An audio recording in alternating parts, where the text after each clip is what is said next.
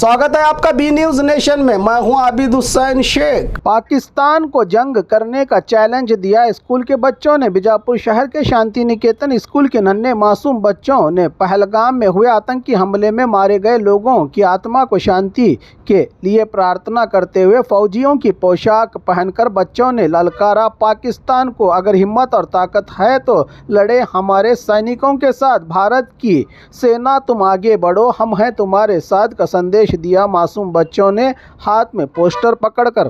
ಇವತ್ತು ನಮ್ಮ ಶಾಂತಿ ನಿಕೇತನ ಶಿಕ್ಷಣ ಸಂಸ್ಥೆಯಲ್ಲಿ ಮೊನ್ನೆ ನಡೆದಂತಹ ಭಯೋತ್ಪಾದಕರ ದಾಳಿಯ ವಿರುದ್ಧವಾಗಿ ಮತ್ತು ಈ ಒಂದು ದಾಳಿಯಲ್ಲಿ ಸುಮಾರು 28 ಜನ ಏನು ಪ್ರಾಣವನ್ನು ಕಳೆದುಕೊಂಡು ಹುತಾತ್ಮರಾಗಿದ್ದಾರೆ, ಅವರಿಗೆ ಶ್ರದ್ಧಾಂಜಲಿಯನ್ನು ಅರ್ಪಿಸುವುದಕ್ಕೋಸ್ಕರ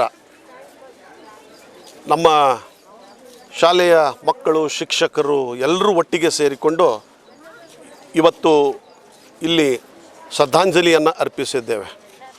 ಇವತ್ತು ಭಯೋತ್ಪಾದನೆ ಜಗತ್ತಿನೊಳಗೆ ಎಲ್ಲರಿಗೂ ಒಂದು ಕಿರುಕುಳವಾಗಿ ಬಿಟ್ಟಿದೆ ಮತ್ತು ಇವಲ್ಲಿವರೆಗೂ ಅವ್ರ ಮೇಲೆ ಯಾವುದೇ ಘೋರವಾದಂತಹ ಒಂದು ಕ್ರಮಗಳನ್ನು ಕೈಗೊಳ್ಳದೇ ಇರುವುದರಿಂದಾಗಿ ಭಾರತದೊಳಗೆ ಈ ಒಂದು ಭಯೋತ್ಪಾದಕರು ಸಂಪೂರ್ಣವಾಗಿ ಸತತವಾಗಿ ಇಲ್ಲಿ ಜನರ ಮೇಲೆ ಒಂದು ಗುಂಡಿನ ದಾಳಿಯನ್ನು ಮಾಡುವುದು, ಅಶಾಂತಿಯನ್ನು ಸೃಷ್ಟಿಸುವುದು ಮಾಡ್ತಾ ಇದ್ದಾರೆ. ಈ ಒಂದು ಮೊನ್ನೆ ನಡೆದಂತಹ ಪಹಲ್ಗಾಮ್ದೊಳಗೆ ಪ್ರವಾಸಕ್ಕಾಗಿ ಬಂದಂತಹ ಪ್ರವಾಸಿಗರ ಮೇಲೆ, ಜನರ ಮೇಲೆ ಸಡನ್ನಾಗಿ ಭಯೋತ್ಪಾದಕರು ಬಂದು ದಾಳಿಯನ್ನು ಮಾಡಿದ್ದು ಖಂಡನೀಯವಾದಂಥದ್ದು. ಬಹಳ ನೋವು ಅನ್ನಿಸ್ತದೆ. ಈ ರೀತಿ ಕಾಶ್ಮೀರವನ್ನು ಇವತ್ತು ಒಂದು ಸ್ವರ್ಗ ಅಂತೇನು ನಾವು ಕರಿತೀವಿ. ಪ್ರಧಾನಿ ನರೇಂದ್ರ ಮೋದಿಜಿಯವರು ಆರ್ಟಿಕಲ್ 370 ತೆಗೆದು ಹಾಕಿದ ನಂತರ ಅದರೊಳಗೆ ಸಾವಿರಾರು ಲಕ್ಷಗಟ್ಟಲೆ ಪ್ರವಾಸಿಗರು ಕಾಶ್ಮೀರಕ್ಕೆ ಭೇಟಿ ಕೊಡಲಿಕ್ಕೆ ಪ್ರಾರಂಭ ಮಾಡಿದರು. ಅದರಿಂದ ಅಲ್ಲಿ ಕಾಶ್ಮೀರದೊಳಗೆ ಜನರ ದಿನನಿತ್ಯದ ಒಂದು ಜೀವನ ನಡೆಸಲಿಕ್ಕೆ, ಯಾಕಂದರೆ ಪ್ರವಾಸೋದ್ಯಮ ಒಂದೇ ಅವರಿಗೆ ಆಧಾರ, ಅವರ ಒಂದು ಆರ್ಥಿಕ ಪರಿಸ್ಥಿತಿ ಸುಧಾರಿತಗೊಳ್ತಾ ಇತ್ತು. ಇಂತಹ ಒಂದು ಸಂದರ್ಭದೊಳಗೆ ಪ್ರಧಾನಿ ನರೇಂದ್ರ ಮೋದಿಜಿಯವರು ಕಾಶ್ಮೀರದೊಳಗೆ ಭಾಳಷ್ಟು ಡೆವಲಪ್ಮೆಂಟಲ್ ಕೆಲಸಗಳನ್ನು ಕೂಡ ಕೈಗೊಂಡಿದ್ದರು.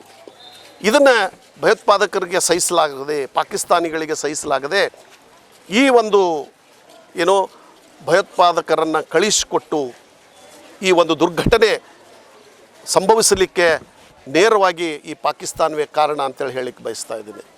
ಹೀಗಾಗಿ ನಾನು ಇಷ್ಟೇ ನಮ್ಮ ಪ್ರಧಾನಮಂತ್ರಿಗೆ ಕೇಳ್ಕೊಳ್ಳೋದೇನಪ್ಪ ಅಂತಂದರೆ, ಇದನ್ನು ಇಷ್ಟಕ್ಕೆ ಸುಮ್ಮನೆ ಬಿಡಬಾರ್ದು.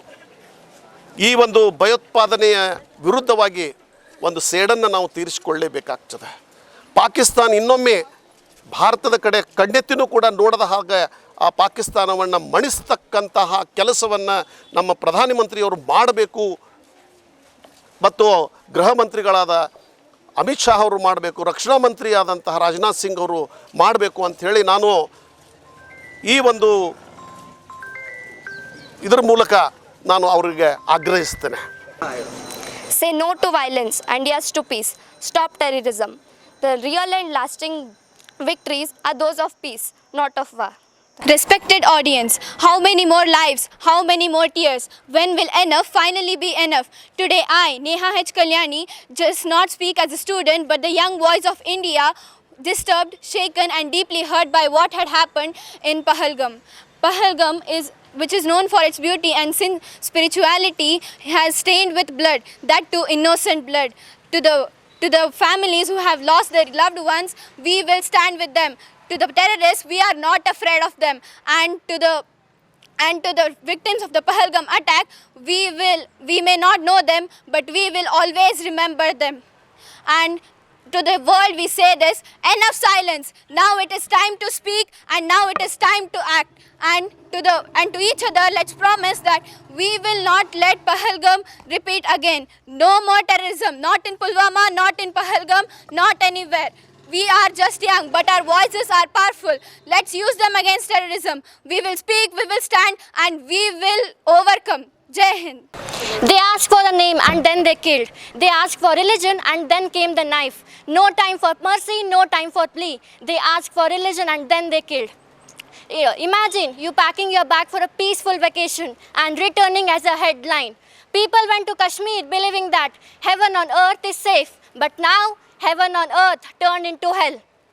What was meant to be a celebration of love, family, dreams turned into one of the most brutal chapters in the recent Kashmir history. People believed in Kashmir and went to enjoy the peace, but it turned into a hell as terrorists opened fire on unsuspected tourists.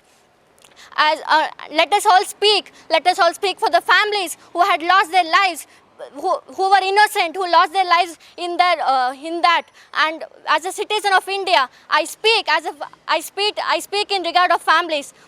Why we should all stand silent? We are citizens of India. Why terrorism in Pahalgam?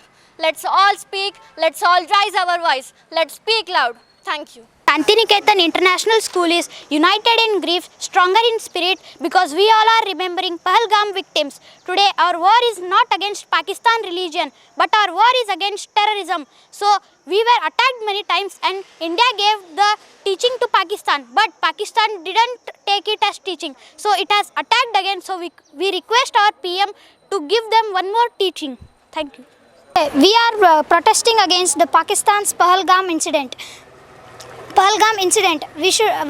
are requesting our PM to give answer, and we can answer back to the Pakistan that they should not attack against Kashmir, and Kashmir is the part of India and POK will be soon the part of India. Thank you. और खबरों के लिए देखते रहिए B news nation.